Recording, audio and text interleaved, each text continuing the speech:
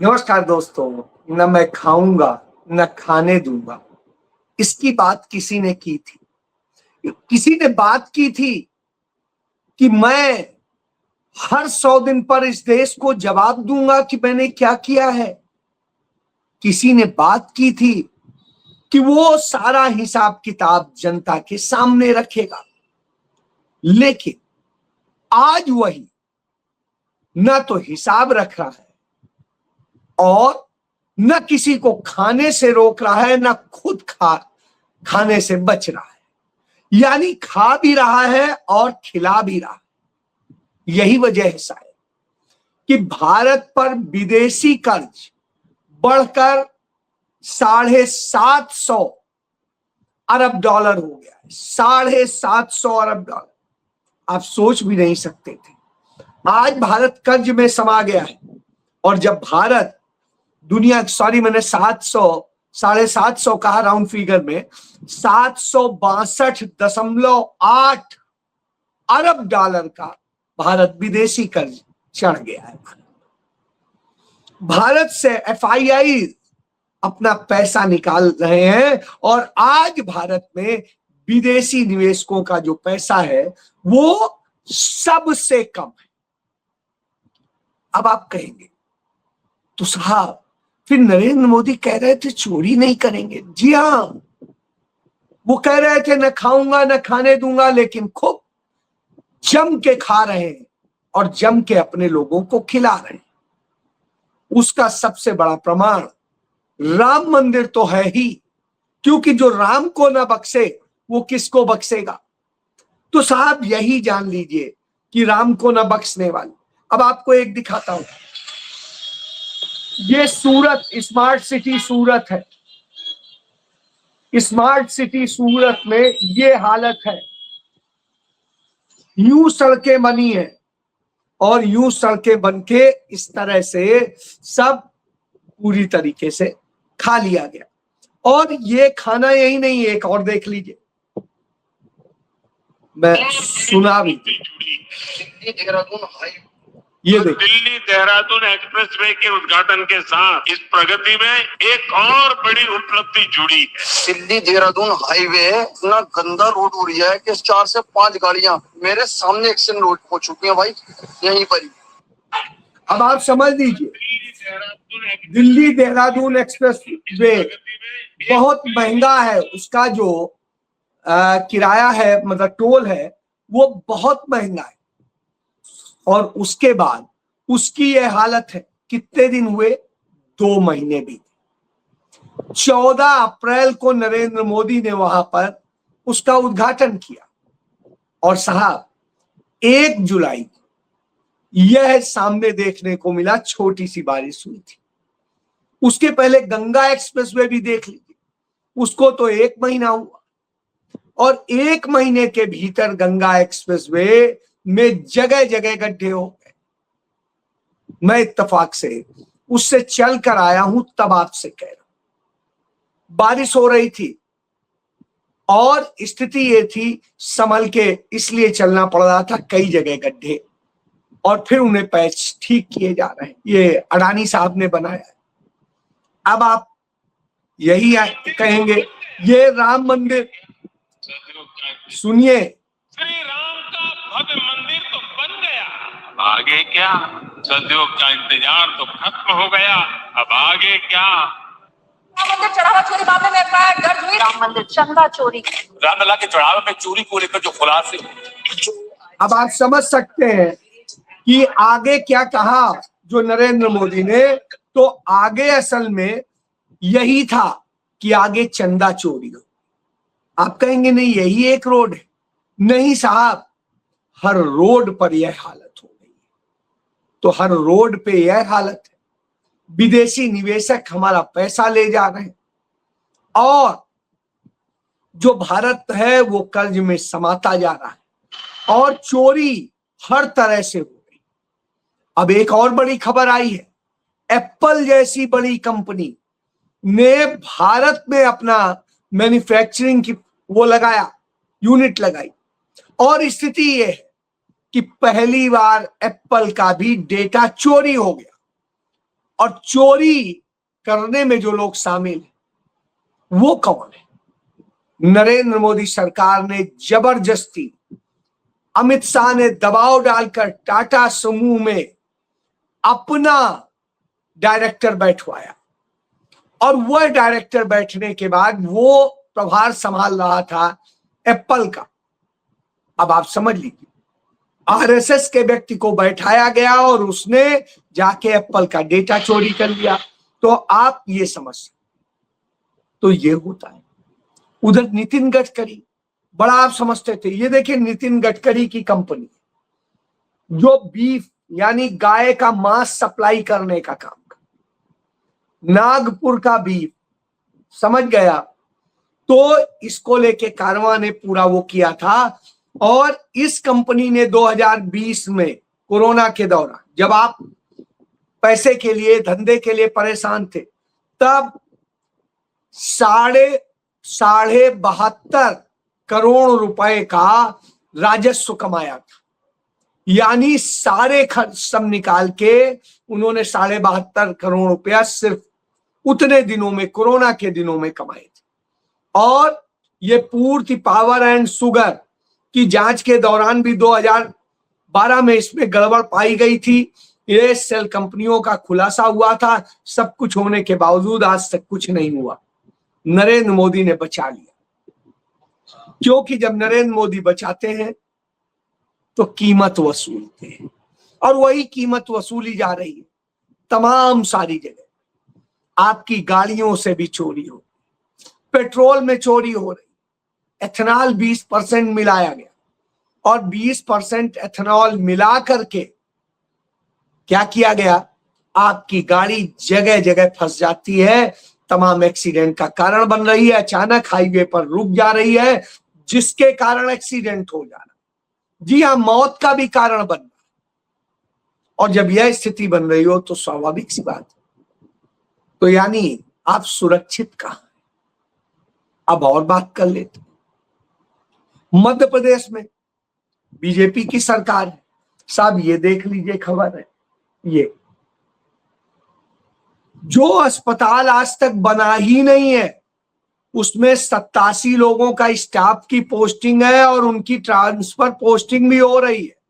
और यही नहीं, मतलब अस्पताल सिर्फ पद चल रहे हैं, अस्पताल नहीं चल रहा है, वहां कोई है नहीं। तो यह स्थिति है कि 23 जून 2020 को इस अस्पताल की मंजूरी मिली थी। 100 बेड का अस्पताल बनना था, 87 पद स्वीकृत हुए थे और ये था कि 3 लाख से अधिक लोग जो है हर साल इसका लाभ ले पाएंगे। इसके बाद में इसमें जो क्या कहते हैं जमीन है वो 6 साल बाद भी आवंटित नहीं हुई है, निर्माण शुरू नहीं हुआ। लेकिन साहब स्टाफ और स्टाफ की यह स्थिति हो तो अब आप सोच लीजिए, स्टाफ फुल है लेकिन बाकी कुछ नहीं, तो यह समझा जा सकता है। अब जब यह स्थिति हो देश की, तब आप किसके लिए बात करेंगे, क्या बात करेंगे? आज देश को इस स्थिति में लाकर नरेंद्र मोदी ने खड़ा कर दिया। उधर पाकिस्तान, और इसकी बात करूं उसके पहले देख लेता हूं, कांग्रेस पार्टी सामान्य तौर पे धर्म के मामलों में हस्तक्षेप नहीं करती, लेकिन जो पैसा चोरी हुआ है वह पब्लिक का पैसा, जनता का पैसा है। तो कांग्रेस पार्टी के संगठन मंत्री महासचिव केसी वेणुगोपाल संसद में पब्लिक अकाउंट कमेटी के चेयरमैन, इसलिए उन्होंने प्रधानमंत्री को चिट्ठी लिखी है पब्लिक अकाउंट कमेटी के चेयरमैन की हैसियत से कि राम मंदिर में जो पैसा चोरी हुआ है उस पैसे के मामले में, जैसे उसका डोनेशन और सारी चीजें जो धोखाधड़ी हुई है कि अयोध्या के राम मंदिर में दिए गए दान में भारी वित्तीय गड़बड़ियां, चोरी गबन की घटनाओं ने देश को झकझोर दिया है। आम नागरिकों में राम के प्रति गहरी आस्था और श्रद्धा के कारण अपनी जीवन भर की मेहनत की कमाई लोगों ने दान दी थी, इसे बेशर्मी से लूटा गया है, जिसमें करोड़ों लोगों के पवित्र माने जाने वाले इस आस्था के जो है को ठेस पहुंची है। इसलिए सरकार की नैतिक जिम्मेदारी है कि 140 करोड़ की जनता के सामने वह प्रस्तुत करे और इसके सभी तथ्य रखे। तो ये सरकार क्या रखेगी? पीएम केयर फंड खुद नरेंद्र मोदी ने बनाया था। कोरोना के दौरान उन्होंने इसे सरकारी दिखाकर पैसा वसूला, जमकर पैसा वसूला, और उसके बाद साहब कहा कि वो तो निजी फंड है, वो तो नरेंद्र मोदी की अपनी बपौती हो गई है। तो अब आप समझ लीजिए, जब नरेंद्र मोदी ये करते हैं तो आता है कि यदि यही चोरी की गई होती सोमनाथ के मंदिर में, यही चोरी की गई होती दूसरे मंदिरों में, तो क्या होता? वहां तो नहीं, लेकिन जो राम का नाम लेकर आए थे उन्होंने राम से चोरी कर ली और सब कुछ चोरी कर लिया। तो अब आप समझ लीजिए, इस स्थिति में लाकर जब खड़ा कर दिया हो, तभी 24 महीने भी हिरासत में रखेंगे, हमारी दृढ़ता कमजोर नहीं होगी। हम लोग दृढ़ प्रतिज्ञा वाले लोग हैं, काशीवासी हैं, बाबा विश्वनाथ के भक्त हैं, और निश्चित जब भगवान प्रभु श्री राम ने बुलाया तो निश्चित कोई रोक नहीं पाएगा, कोई सरकार न योगी रोक पाएंगे। तो अब आप समझ गए होंगे कि कांग्रेस ने तो कम से कम ये दिखा दिया कि हम झूठे नहीं हैं, हम धर्म के आंतरिक मामलों में दखल नहीं देते हैं, लेकिन चोरी करोगे तो हम चौकीदार तुम्हारी तरह वाले नहीं है कि चौकीदार ही चोर। हम तो उसको न्याय दिलाने की लड़ाई लड़ेंगे और वही लड़ेगा। चलिए, ये हो गया। अब और भी बता देता हूं, आपको पता होना चाहिए कि 3 साल के भीतर नरेंद्र मोदी सरकार ने मणिपुर में हर साल वहां को सुरक्षित बनाने और सबके नाम पर जो है पैसा जो खर्च किया है तथाकथित कागजों में, वही पैसा हर साल 1000 करोड़ से अधिक है। और 1000 करोड़ से अधिक पैसा खर्च करके उन्होंने क्या किया है कि आज मणिपुर में फिर से वही स्थिति पैदा हो गई। नागा, कुकी और सब मैथिली सब आपस में लड़े जा रहे हैं। हालत यह है, 20 घर अभी जला दिए गए, उसके अलावा 1 दर्जन लोगों की हत्याएं कर दी गई हैं, और इसी तरीके से तमाम और घटनाएं हो रही। पैसा कहां खर्च हो रहा है, कहां वो सब मैन पावर जा रहा है, कहां क्या हो रहा है, कोई जवाब नहीं। तभी राहुल गांधी ने कहा मणिपुर सालों से जल रहा है और आज फिर नफरत की हिंसा में 20 घर राख हो गए। 2 सरकारों और राष्ट्रपति शासन के बावजूद संघर्ष गहराता जा रहा है। हजारों लोग अपनी जान गंवा चुके हैं, अनगिनत परिवार उजड़ गए हैं। मणिपुर जिस असहनीय पीड़ा से गुजर रहा है उसकी कल्पना मुश्किल है। यह मोदी सरकार की उस विभाजनकारी विचारधारा का नतीजा है जो लोगों को धर्म के नाम पे, जात के नाम पे, भाषा के नाम पे, क्षेत्र के नाम पे और पहचान के नाम पर बांटती है, लड़ाती है।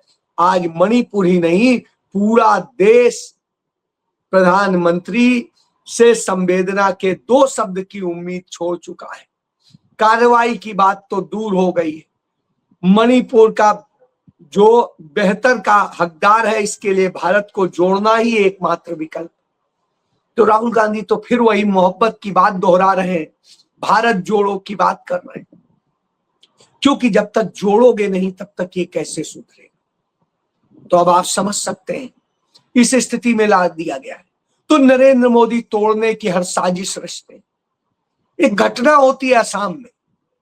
असम का एक व्यक्ति जो अपने 1951 में जब वहां पर एनआरसी हुई थी उसके कागज प्रस्तुत करता है। उसके बाद में जो दूसरी बार एनआरसी हुई उसके कागज प्रस्तुत करता है। उसके अलावा वो तमाम तरह के वोटर आईडी, पासपोर्ट सब कुछ प्रस्तुत करता है। वो 14 अपने पहचान के और सारे प्रमाण प्रस्तुत करता है हाई कोर्ट में कि साहब मैं तो भारत का नागरिक हूं, मेरे पिता नागरिक थे, मेरे दादा नागरिक थे, अब आप बताइए।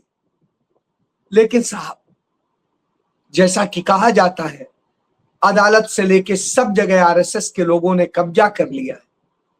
तो वही अदालत कहती है हम इन सबको नहीं मानते, ये सब आपके प्रमाण पत्र नहीं है, एनआरसी भी नहीं। अब आप सोचिए, एनआरसी भी नहीं है, कुछ नहीं है, क्या है? तो भारत में कौन सा प्रमाण? और उसके बाद में नरेंद्र मोदी सरकार व्यक्ति का नाम वोटर से भी काटती है और सब चीजों से काटती है। यह खेल चल रहा हो जिस देश में, आप देश को बचाने की बजाय देश के नागरिकों के हक मार रहे हो, उनको वोटर रहने से वंचित कर रहे हो। जब यह कर रहे हो तो फिर समाधान क्या हो? समाधान इसका यही था कि सरकार सीधे से वही सिस्टम करती है और जब नहीं उसको समझ में आ रहा है तो तुरंत नागरिकता प्रमाण पत्र जारी करती। लेकिन वह नहीं जारी कर सकती है, वह तो असल में हर तरह से जनता को डराकर धमकाकर रखना चाहती। तो जब यह करना चाहती है, इसके आधार पर पूरे विभाजन की रेखा खींचती है। यही बात तो राहुल गांधी कह रहे, और मोहन भागवत इसके बाद कहते हैं विभाजन के बाद भारत में आए लोग शरणार्थी नहीं, उन्होंने संपत्ति नहीं देश चुना ताकि बिना डरे अपने धर्म का पालन कर सके। बिल्कुल यही तो सुविधा दी थी नेहरू जी ने, जिसके कारण आप वहां से आकर के भी अपने धर्म, अपनी जाति, अपने संस्कारों के मुताबिक जी सके। लेकिन आपने तो ये अधिकार छीन लिए। आप तो तमाम लोगों को नागरिक ही मानने से मना कर दे रहे हैं सारे सबूतों के बाद। अब आप सोचिए, जब यह किया जा रहा हो तो उसके बाद आप कहेंगे कि नागरिक ये है, नागरिक वो है। कौन है नागरिक? यदि इतिहास को खंगालेंगे तो आप ही मिलेंगे कि जिस तरह के आपने पाप किए हैं, सब कुछ किया है। देश की आजादी में आपका योगदान नहीं, देश के बनाने में आपका योगदान नहीं, देश को जोड़ने में आपका योगदान, देश को राष्ट्रीयता की भावना से ओत-प्रोत करने में आपका योगदान नहीं, देश के लोगों को अपने धर्म के मुताबिक व्यवहार करने, उसकी परंपराओं का पालन करने का हक देने में भी आपका अधिकार नहीं। तो आप सिर्फ अधिकार चोरी कर रहे हैं, आप धन चोरी कर रहे हैं, आप नफरत फैला रहे हैं, आप हिंसा कर रहे हैं। तो ऐसे में राहुल गांधी की ही बात समझ में आती कि राहुल गांधी इस देश को जोड़ करके एक करने की बात करते हैं, और जब देश एक होगा सब खुशहाल होंगे, तभी तो होगा। आपने कर्ज ले लेके विदेशों से और सारी तरीके से इस देश को कंगाल कर दिया है, और उसके बाद आप सपना दिखा रहे हैं 2047 का। गजब का विरोधाभास। तो यही नया भारत है जहां चोर डंका पीट रहे हैं और कह रहे हैं हम ईमानदार हैं, और ईमानदारों को चोर बता रहे हैं। यह सत्य है। तो इसे आप जितना जल्दी जान जाए उतना अच्छा है, क्योंकि आज तक कभी भी नरेंद्र मोदी सरकार की हिम्मत नहीं हुई, उनकी भाजपा की हिम्मत नहीं हुई कि पब्लिक अकाउंट कमेटी के सामने सारे सच रख सके। आपने देखा 1 साल नहीं हुआ, दिल्ली में जो सरकार बनी बीजेपी की, सरकार बनते ही करीब 700 करोड़ रुपया का घोटाला मेडिकल में कर दिया गया, और करने वाले को खुद भाजपाई। तो अब आप खेल को समझ, यानी घोटालों की सरकार से आपने खुद को अच्छा बनाने का सोचा, और जो सच्चे थे उन्हें आप घोटालेबाज कह रहे। यह समस्या है, और यह समस्या आपकी ही देन। जी हाँ, इसीलिए अब इस समस्या का समाधान ही कर देना चाहिए। वो 360 सांसदों का जुगाड़ कर रहे हैं, चोरी कर रहे हैं। कई पार्टियां तो तोड़ चुके हैं, कई पर निगाहें हैं, और उन्हें तोड़ के वो 360 का आंकड़ा लाकर संविधान बदलने जा रहे हैं। जी हां, रोक पाइए तो रोक लीजिए, ये चैलेंज है। आप जय